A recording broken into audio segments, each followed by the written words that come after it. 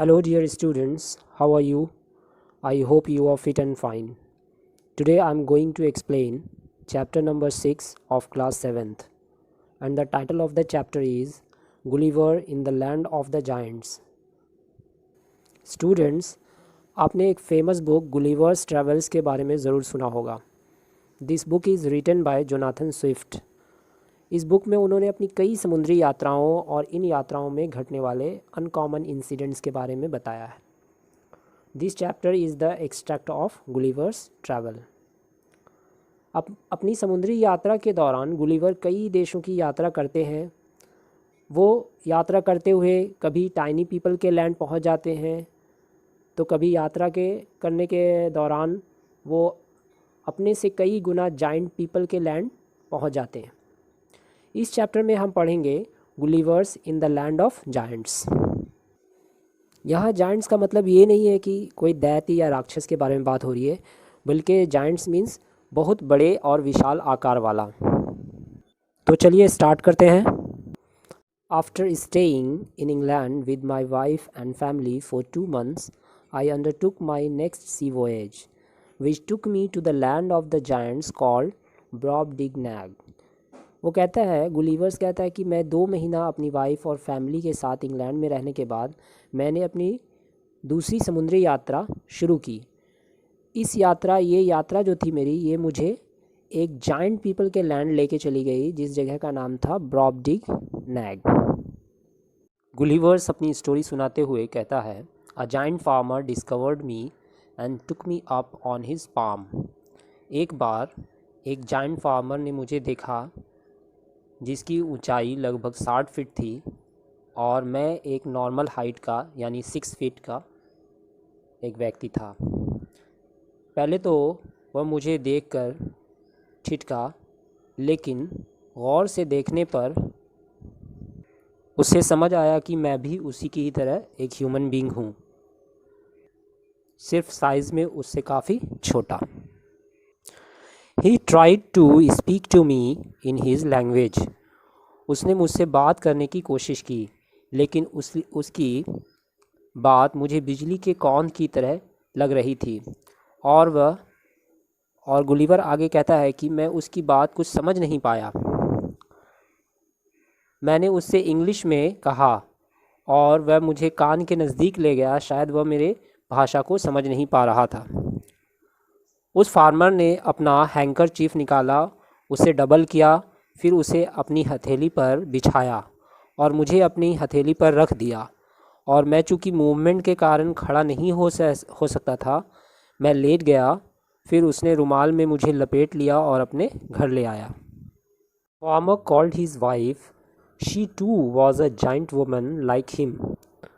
उस किसान ने अपनी पत्नी को बुलाया. उसकी पत्नी भी उसकी तरह बहुत बड़े आकार वाली थी, यानी बहुत विशालकाय थी. मुझे देखकर पहले तो वह ज़ोर से चीखी, फिर डर कर पीछे हटी, मानो उसने कोई स्पाइडर या लिज़ार्ड देख लिया हो. लेकिन धीरे धीरे जब उन्होंने मेरा बिहेवियर देखा, तब जाकर उनका फियर दूर हुआ और मेरे साथ वह बहुत नम्रता से पेश आईं. It was lunch time, so all the people in the family took their seat at the table. Lunch का समय था. घर के सभी लोग, फार्मर की वाइफ, उसके 3 बच्चे और एक ओल्ड ग्रैंडमदर, सभी वहाँ बैठे थे. वहाँ एक ऐसा डिश था जिसे मैं अच्छी तरह स्मेल कर पा रहा था. इस डिश को लगभग 24 फीट डायमीटर के एक बड़े प्लेट में सर्व किया गया था. The table was 30 feet high.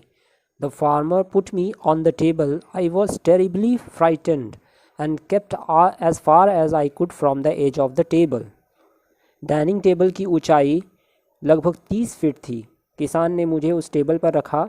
जब मैं उस टेबल के किनारे पहुंचा, मेरी बुरी तरह मैं डर गया. फार्मर की वाइफ ने खाने को कुछ चीज़ें मेरे सामने रखी. मैंने झुककर उनका थैंक्स किया और खाने लगा. सभी मुझे खाते देखकर बहुत खुश थे. Then the mistress sent her maid to fetch a small medicine cup. चूँकि उनके ये बर्तन मेरे लिए काफ़ी बड़े थे। फिर फार्मर की वाइफ ने अपनी मेड से दवाई का छोटा कप लाने को कहा। मैं बहुत मुश्किल से उस कप को उठा पाया। फिर बहुत ही अदब से मैंने पी लिया। जो ड्रिंक उन्होंने मुझे कप में सर्व किया था बहुत ही स्वादिष्ट था। मैंने काफ़ी ज़ोर लगाकर इसके लिए उनकी तारीफ़ की। सभी लोग मेरे इस साउंड को सुनकर ज़ोर ज़ोर से हंसने लगे। मैं तो उनकी इस ज़ोर की हंसी सुनकर चकरा सा गया। आगे गुलिवर कहता है, just then the youngest son of the farmer, a boy of 10, took me up by the legs and held me in the air. ठीक उसी समय किसान का बेटा वहाँ आ गया। वह लगभग 10 साल का था और उसने मेरी लेग्स पकड़कर मुझे उठा लिया और हवा में उछाल दिया। मैं डर कर काँपने लगा, लेकिन उसके फादर ने मुझे उससे छीना और इस हरकत पर उसे बहुत डांट लगाई। When we were halfway through the lunch, their pet cat jumped into the lap of the mistress. Hearing the purring noise of the cat, I turned my head. The animal was 3 times the size of an ox. Its frightening look made me tremble. वो कहता है कि जब वे lunch आधा ख़त्म कर चुके तो उनकी पेट कैट वहाँ आ गई और वो उछलकर मिस्ट्रेस के यानी फार्मर की वाइफ की गोद में बैठ गई। बिल्ली के साउंड को सुनकर जब मैंने उसकी तरफ देखा, उसका साइज़ ऑक्स के साइज़ के 3 टाइम्स था। उसे देखकर मैं डर गया और कांपने लगा। मैं ज़रा भी हिल नहीं पा रहा था। उसके घर में 3 कुत्ते भी थे जो लेफ़्ट ओवर फूड खाने के लिए वहाँ आ गए थे। One of them was mastiff, the size of 4 elephants, and the 2 other greyhounds, somewhat taller than the mastiff but not so big. उनमें से एक डॉग मैस्टिफ था, यानी मैस्टिफ ब्रीड का था, जिसका साइज़ 4 हाथी के साइज़ के बराबर था, और बाकी 2 ग्रे हॉर्न्स थे जो कुछ हद तक मैस्टिफ से टॉलर तो थे लेकिन मैस्टिफ जैसे बड़े नहीं थे। When the lunch was almost over, a nurse came in with a year-old baby in her arms. The baby stretched his hand towards me. The mistress took me up and gave me to him. आगे Gulliver कहता है कि जब lunch लगभग समाप्त हुआ, एक nurse अपने साथ एक 1 ईयर ओल्ड बेबी को लेकर आई। उस बच्चे ने अपना हाथ मेरी तरफ बढ़ाया। तुरंत मिस्ट्रेस ने मुझे उठाकर उस बेबी को दे दिया। उस बच्चे ने मेरा हेड अपने माउथ में लेकर दबाना शुरू किया। मैं इतना ज़ोर से चीखा कि उसने डर कर मुझे ड्रॉप कर दिया, यानी छोड़ दिया। थैंक गॉड कि मिस्ट्रेस ने मुझे गिरने से बचा लिया और मैं एक बड़ी इंजरी से बच गया। After lunch, the farmer went back to his field. From his voice and gesture, I know that he gave his wife instructions to take good care of me. They had a daughter about 12 years old. She was about 40 feet tall. वो कहता है कि lunch के बाद farmer जो है वो खेत जाने लगा तो अपनी वाइफ को उन्होंने इंस्ट्रक्शन दिया कि मेरा ध्यान रखे, और उनकी एक 12 साल की बेटी भी थी जो लगभग 40 फीट टॉल थी। वह अपनी गुड्डे गुड़िया की अच्छी अच्छी ड्रेस बनाने में माहिर थी। She and her mother made a bed for me in the dolls cradle.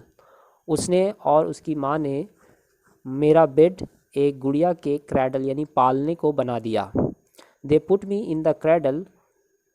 उन लोगों ने मुझे उस क्रैडल पे रखा। And put the cradle on the hanging shelf. और उस क्रैडल को ऊंचाई पे रख दिया। द रैट्स वेयर ताकि मैं चूहों से बच सकूं। The rats were as large as mastiffs and much more nimble and fierce. वहाँ के चूहे भी काफ़ी बड़े होते होंगे और निम्बल यानी काफ़ी तेज़ और एक्टिव होते होंगे। There tales were about 6 feet long. जिनकी टेल यानी पूँछ जो थी वो 6 फीट लंबी होती थी। The farmer's daughter was very kind. She made clothes for me, but their clothes were coarse. She also washed my clothes. She taught me their language.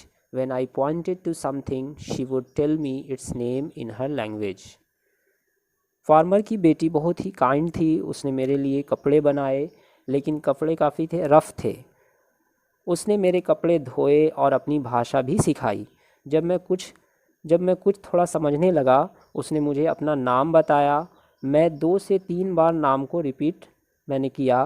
कुछ दिन बाद मैं उनकी भाषा इतना सीख गया था कि जो भी मुझे ज़रूरत होती थी मैं उनके लैंग्वेज में कह सकता था। उसने मुझे एक नाम दिया, लिटिल मैन। वह मेरा बहुत ध्यान रखती थी, मेरी देखभाल करती थी। वह मुझे कभी भी अकेला नहीं छोड़ती थी। मैं उसे प्यार से लिटिल नर्स बुलाता था। Student, this is all about this story. Students, this is the question answer of this chapter. So write down the word meaning first of all, then note down this question answer. Okay then, thank you.